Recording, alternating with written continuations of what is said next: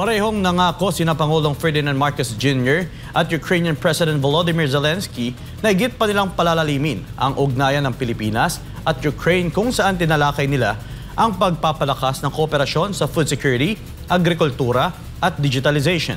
Samantala, nakuha naman ng buong suporta ang Pilipinas mula sa ASEAN Secretary General para sa paghahanda nito bilang chair ng ASEAN sa 2026. Si Creseline Catarong magbabalita.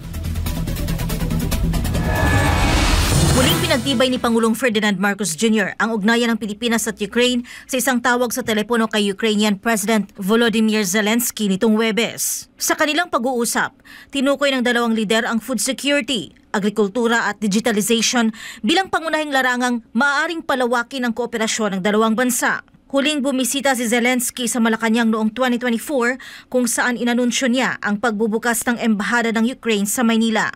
Naitatag ang formal na diplomatikong ugnayan ng Pilipinas at Ukraine noong 1992. Ayon din sa Pangulo, tinalakay nila ni Zelensky ang mga paraan upang higit pang mapalalim ang ugnayan ng Ukraine at ASEAN.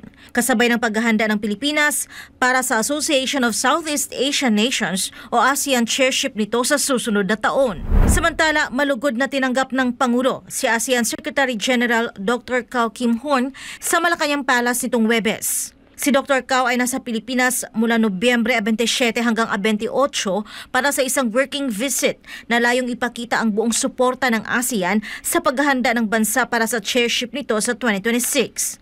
Bilang bahagi ng kanyang pagbisita, nagbigay siya ng courtesy call kay Pangulong Marcos upang pag-usapan ang mga pangunahing prioridad at inaasahang deliverables ng Pilipinas sa darating na ASEAN chairship sa ilalim ng temang Navigating Our Future Together. Kasama sa courtesy call sina Foreign Affairs Secretary Maria Teresa Lazaro, Executive Secretary Ralph Recto, Communication Secretary Dave Gomez at Undersecretary Maria Helen de la Vega na siya ring Director General for Operations ng ASEAN National Organizing Council.